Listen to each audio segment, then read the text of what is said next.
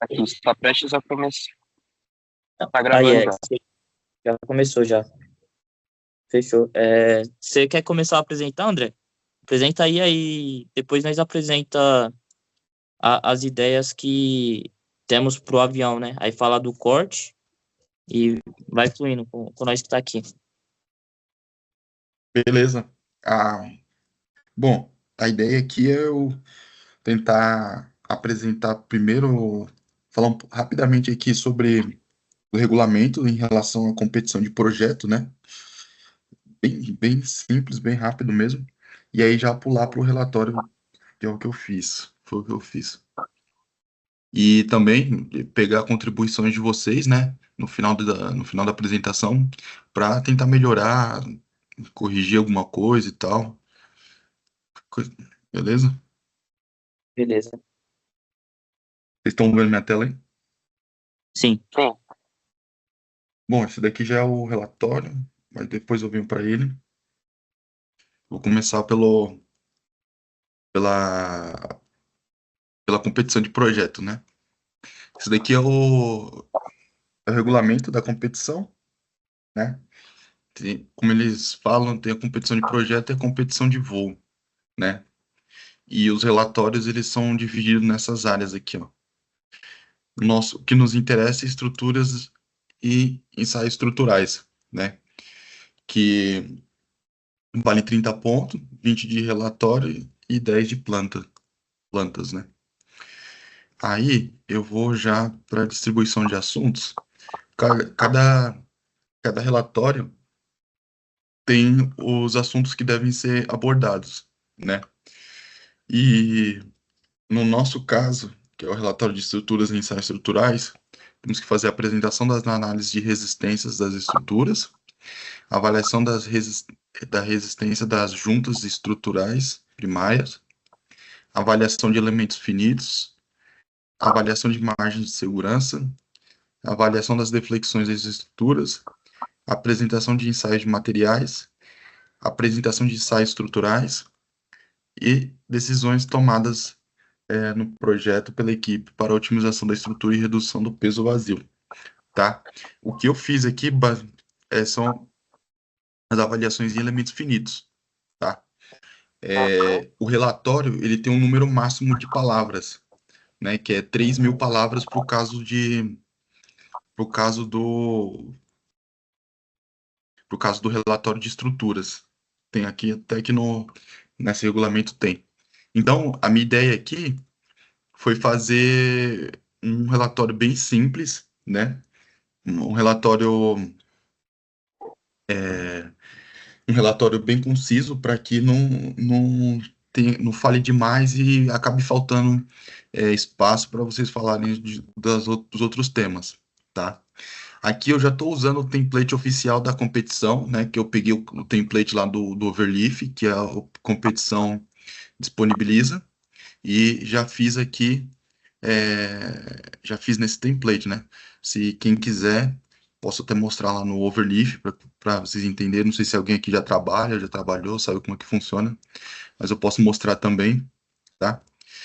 Então, o que eu fiz até o momento foram as análises estruturais em elementos finitos do trem de pouso, do trem de pouso auxiliar, da asa, da empenagem, desses 4 itens essencialmente, né? E cada um deles eu tenho que descrever o componente, descrever o modelo, né? Vou até corrigir aqui. Descrição do modelo, resultados e análise dos resultados, tá? Depois eu faço a análise geral e conclusões. Como se eu tivesse terminado, mas não é o caso. Vocês têm que incluir mais coisas aqui e pro relatório completo, né? Esse daqui eu fiz uma breve introdução aqui, usando a foto que o Pedro mandou, né?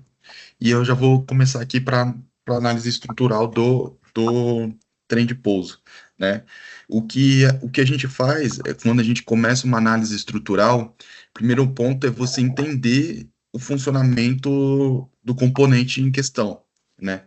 Do corpo que você está analisando. Esse é o primeiro passo, tá?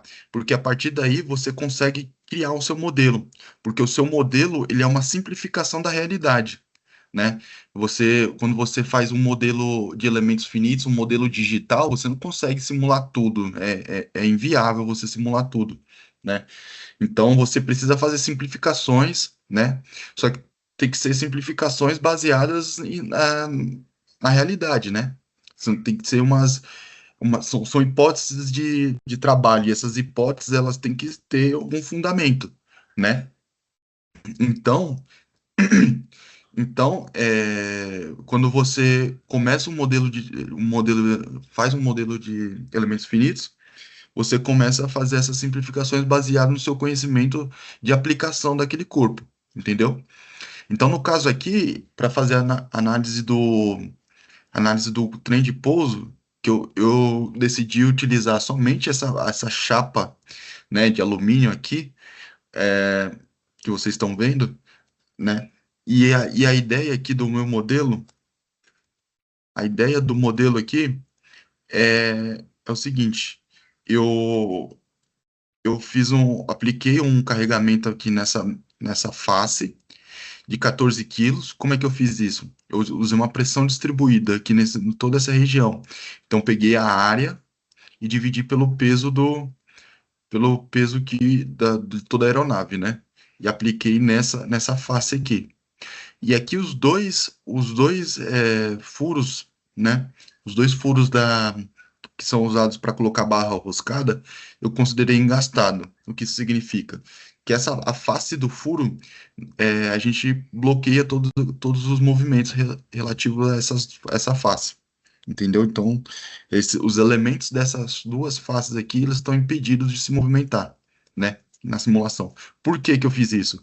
Porque a gente tem uma barra roscada aqui, então, teoricamente, teoricamente, ela não vai ter movimento axial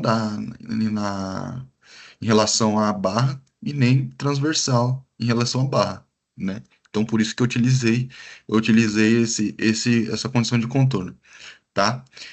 Aí o carregamento aplicado foi de 0,043 megapascal, né? Eu explico aqui como é que eu faço. E aqui a gente consegue ver o modelo, tá? Ó.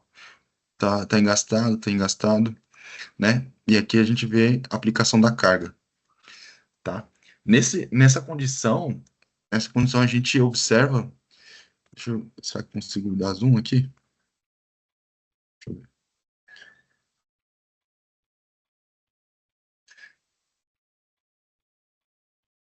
Acho que assim é melhor do que.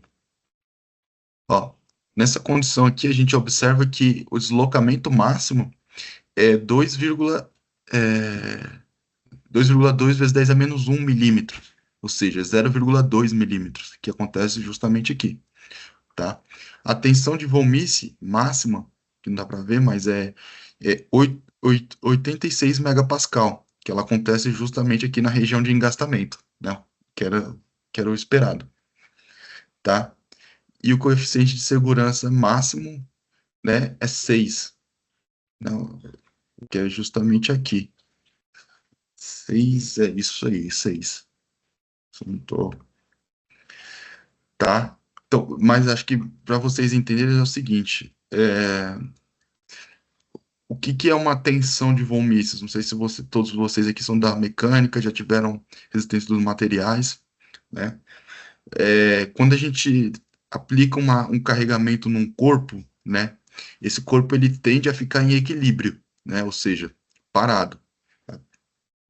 Então, para que isso aconteça, se você surgem carregamentos internos na estrutura, né? E esse carregamento interno, a gente consegue mensurar ele por Newton por milímetro quadrado, que é megapascal, tá? Ou seja, o que está sendo feito aqui na prática? Quando a gente tem um modelo de elementos finitos, a gente subdivide um corpo sólido, uma estrutura só, em vários pedacinhos, né? Em pequenas regiões, porque a gente consegue discretizar o corpo dessa maneira. Então, quando a gente monta o modelo, né, ou seja, a gente aplica aqui um carregamento, as condições de contorno, na prática, a gente está calculando o que está acontecendo em cada bloquinho da sua malha, né? Inclusive, essa é uma crítica que eu queria fazer ao software que a gente está usando, né? Que é o Altair o SimSolid, né? Eu não sei por quê, mas eu não consegui, de maneira alguma, plotar a malha, né? Quando a gente está falando de elementos finitos, a gente tem que ter uma imagem aqui com a malha que a gente está usando.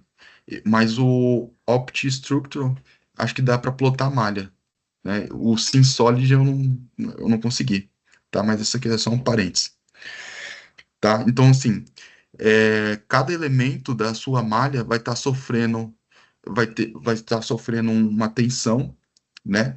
E aí, quando a gente vê esse plot aqui, esse plot nada mais é do que uma interpolação de todos os elementos, né? Ele consegue fazer ali, interpolar todos os valores nesse plot aqui, entendeu? Então, quando a gente tem uma tag como essa aqui, ela tá dando ali pra gente o valor num dado ponto, num dado nó da sua malha, né? Então, ou seja, cada nó que vai ser feito aqui, que existe no seu elemento, tem um componente de tensão, tem uma componente de deformação, né? Tudo isso tem e o software pega todos esses resultados e faz a interpolação e plota aqui para a gente ver, né? Então, como eu falei, a tensão de von Mises, ela é uma tensão equivalente, né? Que quando você aplica um carregamento externo, você tem essencialmente três tipos de tensões: a tensão em X, a tensão em Y e a tensão em Z, né? Só que para calcular a tensão de von Mises, o que eles fazem? Eles fazem uma tensão equivalente considerando as três tensões principais. Pensando aqui num quadrado como esse, um elemento infinito, um elemento da malha, sempre vai ter três tipos de tensões, considerando ali que a coordenada, o eixo do seu sistema que você está utilizando. Então, você pensa que num sólido como esse, você vai ter uma tensão em X, né? Uma tensão em Y, né? E uma tensão em Z. Só que as tensões, elas não são iguais. Uma vai ser maior do que a outra, né? Pense aqui que você tem um vetor de força nesse sentido, tentando tracionando esse elemento, entendeu? Então, como é que eu faço para calcular a tensão em X? Eu tenho esse vetor de força aqui e eu tenho a área desse pequeno elemento, né? Então, nada mais é do que a força dividido pela área desse elemento, eu tenho a tensão em X, né? A mesma coisa para Y, a mesma coisa para Z, certo? Então, como eu falei, só que essas tensões, elas não são iguais, porque o carregamento não é igual em todas as direções, né? Então, o que que o software faz? Ele numera as tensões principais, né? Ou seja, a tensão máxima principal é a tensão maior, né? Pode ser ou em X ou em Y, em Z, isso depende do carregamento. A tensão intermediária principal, que é a tensão média. Média não é a tensão, não é uma média, né? É a tensão intermediária. E a tensão mínima, né? Que pode acontecer também em qualquer uma das direções, tá? Geralmente a tensão mínima é uma tensão de compressão, em geral, tá? E aí com isso ele consegue fazer uma tensão equivalente que calcula a tensão de von Mises, entendeu? Então, a tensão de von Mises é uma tensão é, largamente utilizada na análise estrutural porque ela pega as três tensões principais e plota o valor para a gente. Então, é, é um resultado assim bem, bem confiável, tá? Porque geralmente existem outros plots de tensões, né? Que eles pegam às vezes só uma das tensões e não consideram as outras, né? E às vezes você pode estar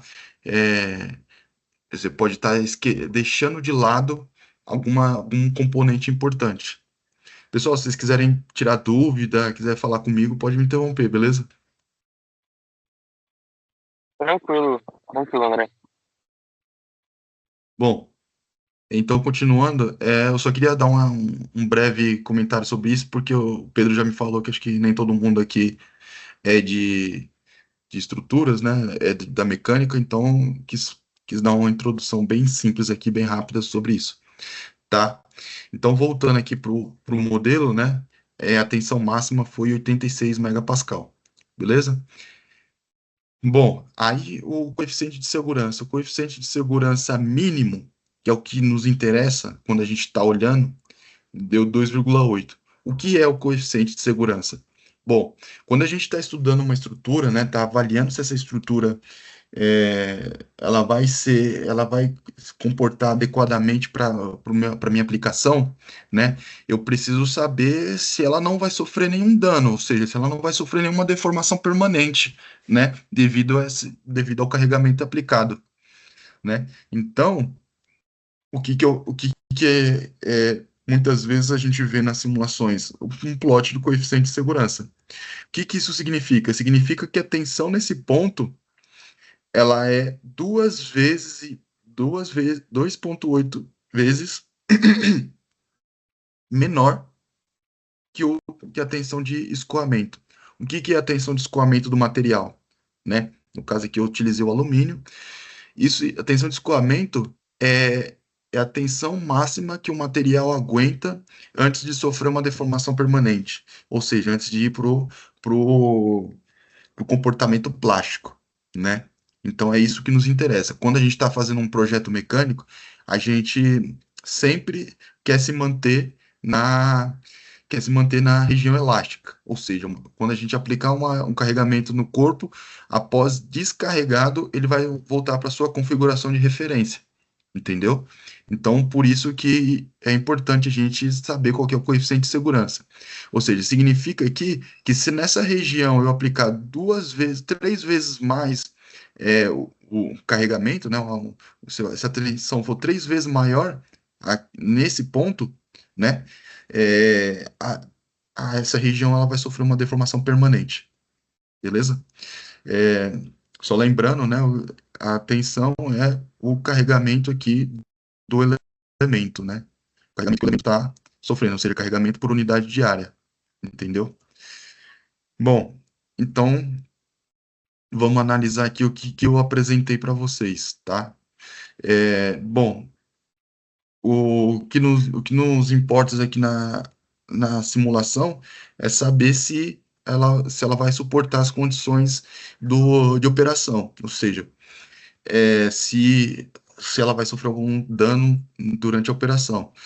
E dado o coeficiente de segurança de 2,8, né, eu posso dizer que durante a operação não vamos ter nenhum problema aí, não vamos danificar a estrutura. E também a gente pode dizer que uma deformação de 0,2 milímetros é uma deformação pequena, né, uma deformação aceitável, digamos assim, porque estamos aí numa pequena deformação quando comparado com as dimensões da estrutura, beleza? Bom, agora falando do trem de pouso auxiliar, tá? Bom, o trem de pouso auxiliar eu faço uma explicação, né, do cada um dos componentes aqui, né? A gente tem essa estrutura, né, que a gente usa para fixar na fuselagem do avião, né? Tem a borracha aqui no meio, tem o garfo, tem a roda, né? E no meio tem essa estrutura de conexão que junta tudo isso por uma haste, né? Que é aqui dentro. Então, na minha simulação, o que eu utilizei, né, para criar o modelo? Eu utilizei o garfo, utilizei a borracha e utilizei essa estrutura aqui de conexão, tá? Por quê? Porque são as estruturas principais, que eu julgo ser principais, né? Obviamente, aqui a gente teria que fazer uma análise aqui do pino que vai aqui, mas esse pino ele está sujeito a cesariamento, então dá para fazer uma conta bem simples e para saber se o pino vai sofrer uma deformação permanente ou não. Então, por isso eu não quis usar simular essa peça verde, né, o pino, entendeu? Então, e outra coisa que eu fiz eu ignorei a borracha. Eu estou considerando essa peça como se ela fosse de alumínio, porque a borracha, na realidade, ela serve como um amortecedor. Então, ou seja, ela está meio que ela está meio que absorvendo parte do impacto, vai estar absorvendo parte do impacto.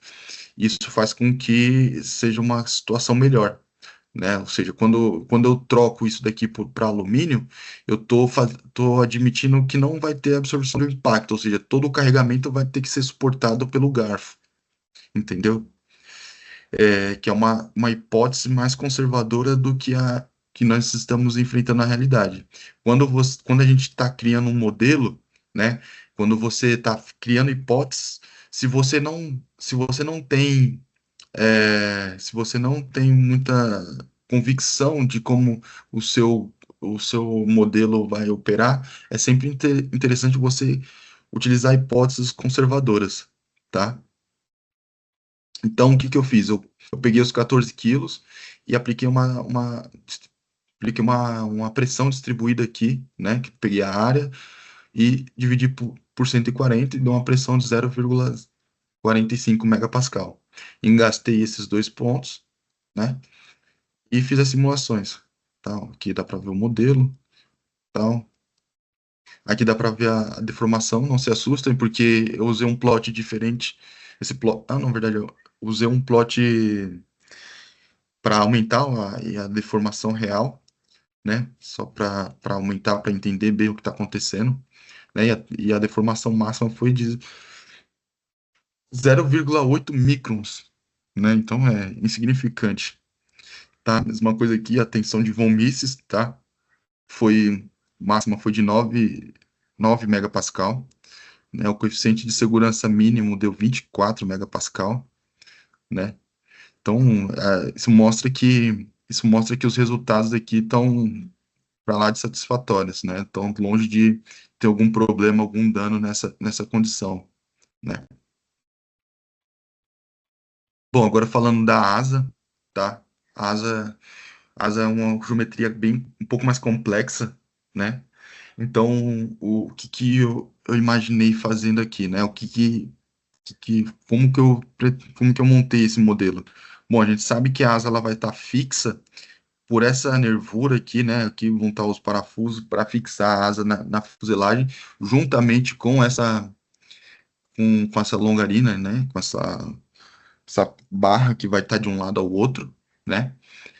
E, bom, a asa, ela vai ter que carregar todo o peso do avião, né? Então, o que que eu fiz? Eu peguei a metade do peso do avião e apliquei distribuído nessas faces dessas nervuras aqui, igualmente. Então, o que que eu fiz? Eu somei todas as áreas desses topos aqui, né? E dividi por 7 quilos, né? Porque 7 vai estar numa asa e 7 na outra, né? Que, se considerando, né, ainda assim é uma abordagem conservadora, porque 14 quilos incluindo o peso da asa, né? Eu não tô negligenciando isso, tô só considerando o peso completo da aeronave, tá? Então, o que que eu fiz aqui, ó? Aqui dá para ver, bem legal. Eu apliquei uma pressão em todas essas faces aqui. É um valor igual para todas elas, né? E essa face aqui, essa última nervura aqui, eu considerei engastado, né? A gente quer ver o quê? Se esses espaçadores, né, vão resistir, vão deformar nessa condição. Vão ter uma tensão dentro do admissível, né? E essas barras eu considerei de alumínio, tá? E as nervuras, o certo seria considerar de madeira, mas no Altair não tinha madeira, então acho que eu considerei aço, tá? Não é muito importante o material deles, assim, porque como eu estou interessado nos espaçadores, né, nesse caso, e também não estou usando a força da gravidade, né? Eu acho que dá para usar aço ou até alumínio. Acho que eu usei alumínio, né, nas nervuras, tá? O que vai nos interessar mesmo são os espaçadores, que são os espaçadores que sofrem a flexão, né, nessa situação, beleza? Aqui tá mais imagem do modelo, como que ele ficou, tá? E aqui foi o deslocamento que a gente observou, 6 milímetros na ponta da asa, tá? Foi o deslocamento máximo, né? que a gente observou. E a tensão máxima, nesse caso, foi de 85 megapascal, né, desses espaçadores, tá? Bom, e o coeficiente de segurança mínimo também, num desses espaçadores, 2,5. Se eu não estou enganado, 6,5 milímetros pode ser considerado um deslocamento aceitável, né? Uma deformação aceitável. E a tensão também tá dentro da região de segurança aqui, porque o coeficiente de segurança ainda está em 2,5, né? Bom, agora por fim, não, acho que tem esse mais um. Não, esse é o último. Mais um elemento que eu decidi simular foi não é a empenagem, né? É a haste de fixação da empenagem, né? A longarina de fixação da empenagem, né? Nesse modelo aqui, eu usei os dois suportes, né? Usei aqui o dispositivo de engate da empenagem, né? E aqui eu usei esses dois suportes e esse dispositivo como sendo plástico e a longarina de alumínio, né? Tá? Nesse caso aqui, o que eu fiz? Eu considerei engastado esses dois suportes, né? E apliquei metade do peso da empenagem, metade do peso da aeronave somente nesse ponto aqui, que é uma hipótese ultra conservadora, né? Uma hipótese assim bem conservadora, porque eu acredito que eu entendo pouco de aeronaves, mas pelo que eu entendo é que a empenagem ela só vai ser utilizada em condições de manobras, né? Do avião. Então, isso eu acredito ser uma hipótese bem conservadora, tá? Então é o seguinte, aqui dá para ver bem como é que foi feito o modelo, né? Aqui volta aqui, tá? Aí a deformação máxima foi 43 milímetros, 43 milímetros, 40, quase 44 aqui na ponta, né? Isso daí dá 2 polegares.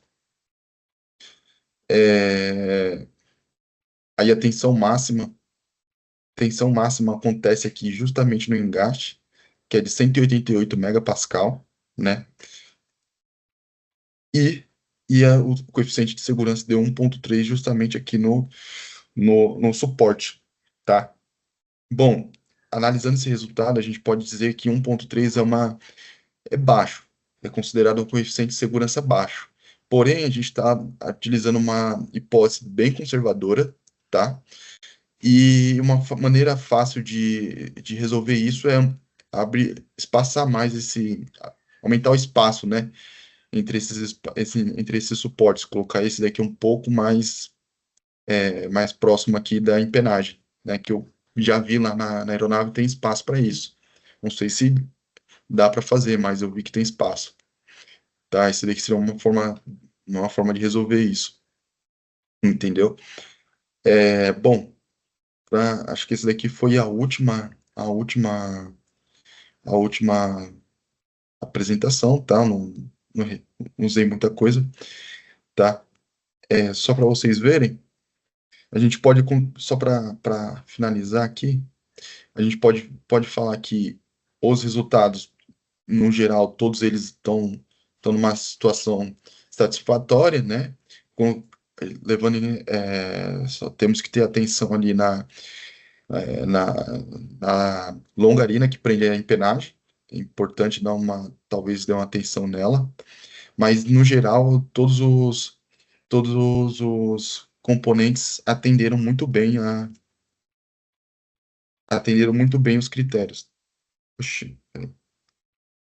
Agora eu vou abrir o overleaf para vocês, só para vocês darem uma olhada como é que funciona, tá? A própria competição fornece o template, né? Eu falei para vocês no começo. E aqui bom de você usar o overleaf. Peraí, antes de eu começar aqui, vocês querem que eu acho que é melhor antes de mostrar isso aqui e para simulação. O que vocês acham? Deixa isso por último, né? Ô, André, só uma dúvida. Você disse que a competição fornece um template pro relatório?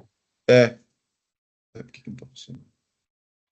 E assim, hoje a gente está fazendo. Quem criou o nosso template foi a gente, tá? Aí, assim, e aí, falando sobre os estudos, né?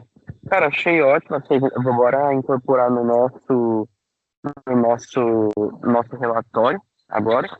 E aí eu só queria ver, justamente esse ponto de atenção aí do template do relatório. Aham. Desculpa, Pedro, fala de novo, pá, eu não consegui te ouvir.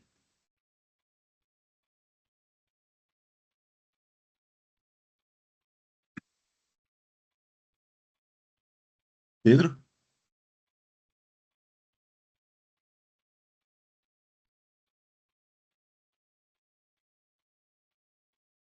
Alô?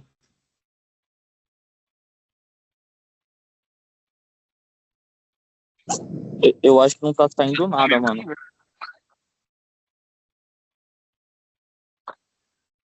Oh, meu Deus. É, eu acho que ele tá tentando falar e não consegue. Deve estar cortando o áudio. Ele disse que vai começar a digitar. Aí abriu o chat pra ver.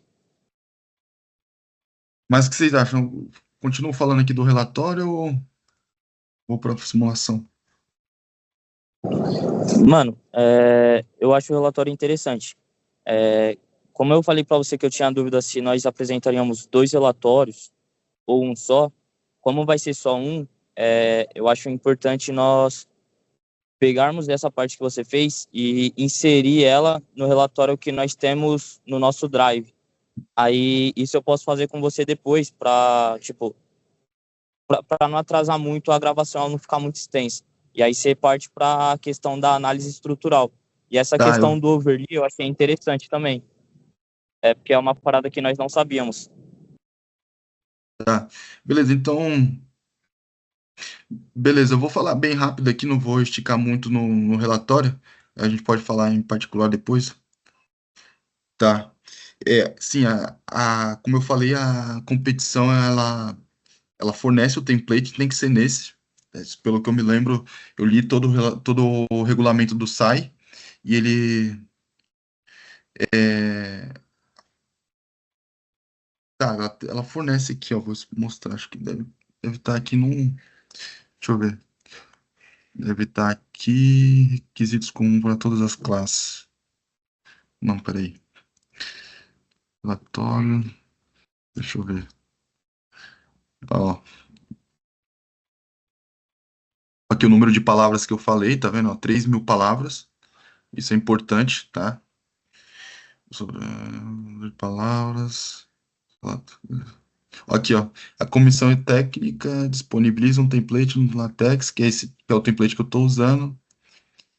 Relatório serão os prejudicados, não existe requisito de formatação padrão, porém, não é obrigatório, pelo que eu estou falando, ó, porém, sugere-se utilizar, tal. O uso do LaTeX é apenas sugerido, utilizar a ferramenta, tal, e é o que eu estou utilizando, beleza? Por que que eu prefiro utilizar o Overleaf? Porque ele formata já pra gente do jeito que a gente precisa. Eu já usei o Word muito, mas o Word você perde formatação. Às vezes, se você manda para o seu amigo que tem um outro Word, eu não gosto muito. Você perde a formatação, enfim. Mas rapidamente é bem simples utilizar aqui o Overleaf. Você vai digitando aqui os capítulos, né? É como se fossem linhas de comandos, tá vendo? Aqui tá o que você está digitando, tal. Você insere a figura, dá para colocar tudo aqui, você recompila e aí ele gera o relatório aqui no outro lado. Depois você só baixa o PDF, entendeu? Aí, bom, para mais aqui tem as referências que você pode colocar. Por exemplo, quando você vai escrever artigo, quando você vai escrever relatório para um determinado evento, tem que ser com a formatação do evento, né? E aqui tem as seções, né? Por exemplo, o apêndice. Você quer colocar apêndice, você escreve ele aqui, depois recompila. Enfim, tá aí, se vocês quiserem, depois eu explico mais. Tá? Acho que eu vou agora mostrar aqui a simulação no software, tá? Bom, eu vou mostrar só esse aqui, tá? Para vocês verem como é que eu fiz. Como é que funciona? Bom, você abre aqui Vocês me ouvem? Oi, Ah, não, tipo, eu mandei aí no chat, velho, mas com as suas análises, velho, então, assim, não vamos ter que mudar mais nada no avião. Vamos dizer, esse é o principal resultado que eu queria, não vamos mudar mais nada no avião. E aí o que a gente tem, a gente já pode cortar então, né? Já podemos, né, ir pra mão na massa, tá? Aí eu falei aqui, eu mandei aqui no chat pra gente incorporar isso aí ao nosso relatório, né? A gente já tem. O meu medo é que tava, é que a gente fez o nosso próprio, né?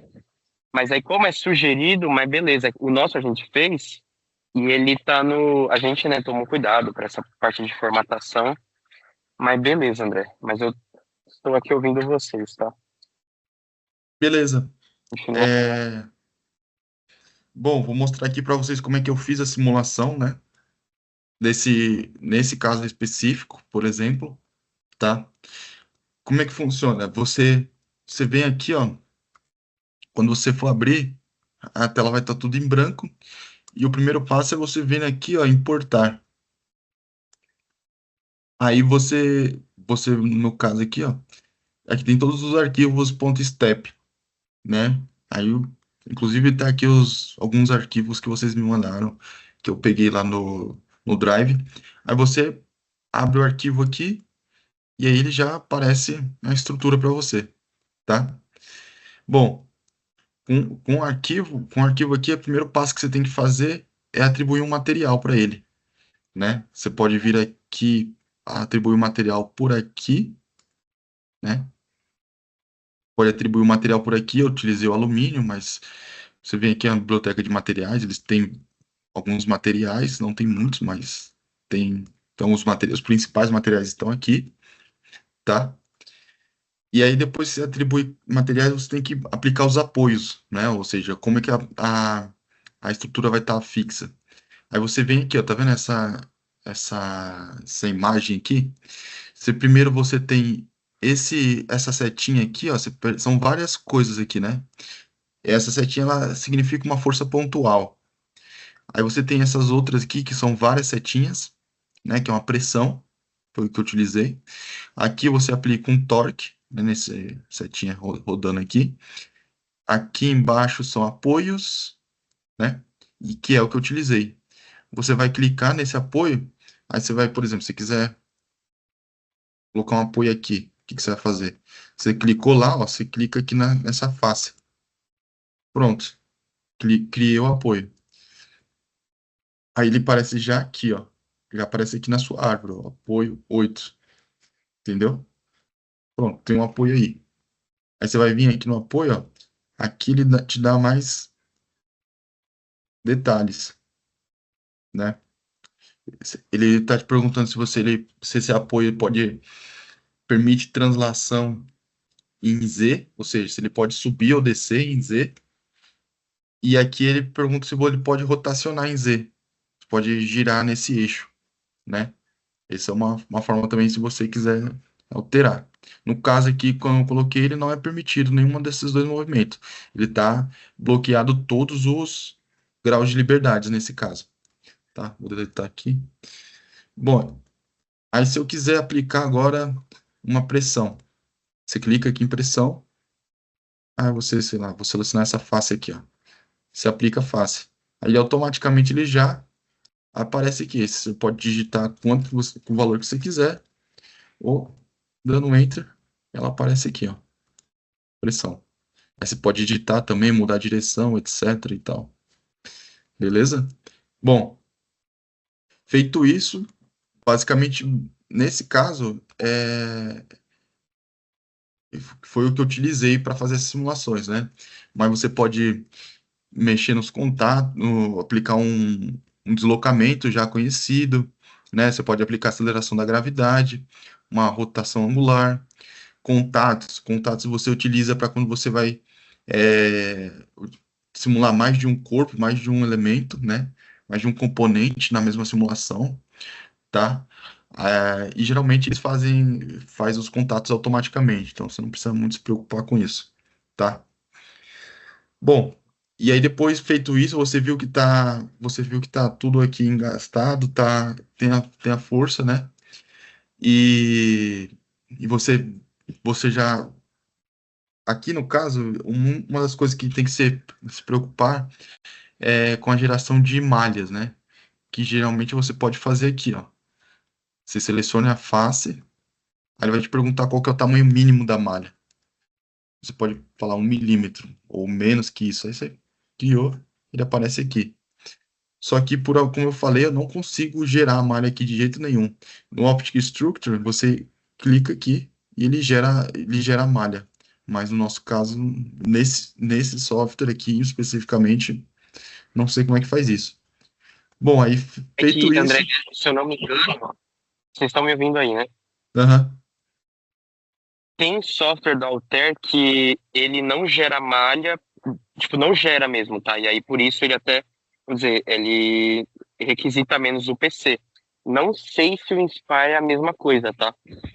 Mas eles têm esse diferencial aí, tá? Eu acho que nesse caso, com certeza gera malha, né? Porque a gente tá falando aqui de controle de malha, né? Bom, mas enfim, feito isso, você só clicar nesse carinha aqui que ele roda a simulação. Deixa eu pegar uma que já está pronta, que aí a gente. Deixa eu ver se tem uma pronta aqui. Aqui, essa. Essa aqui está pronta, tá? Essa aqui é uma anterior que eu fiz. Bom, como é que funciona aqui, né? O primeiro ponto aqui é que ele já plota automaticamente é o deslocamento, tá? Aqui dá para ver o deslocamento máximo, mínimo. Aqui, se você clicar aqui, você põe cor ou tira cor. Aqui você dá para ver a deformação. Esse aqui dá para ver as arestas ou não. Aqui você pode ver as forças ou sem forças, né? Bom, esse é um gráfico. Você pode aplicar aqui o coeficiente de segurança, mesma coisa, tudo, né? Ó. E aqui também você vê a tensão de von Mises, né? Dá para ver tudo por aqui. Tá? Bom, feito isso, qual que é o próximo passo? Clica aqui e ele gera um relatório. Aí, deixa eu fazer aqui, por exemplo, primeiro eu cliquei nesse relatório pequeno aqui, ó, e aqui você consegue fazer algumas edições, né? Por exemplo, eu quero exportar ele como PDF, as vistas que eu quero no meu relatório, né? Atual vista, né? Ou vista isométrica, ou vista esquerda, tal. E os resultados que eu quero, né? Eu quero deslocamento coeficiente de segurança, né? E a tensão de von Mises. Beleza? São basicamente esses. Aí você só criar que ele já gera os relatórios e com o relatório você vai ter um PDF aqui. Deixa eu ver. Você vai ter um PDF aqui, assim. Tá vendo? Aí ele dá todas as propriedades, dá tudo aqui que você precisar, tá? E, e as imagens aqui das simulações, dos resultados. Fechou? Acho que era isso que eu queria falar, grosso modo. É, alguém quer comentar alguma coisa, tem alguma dúvida?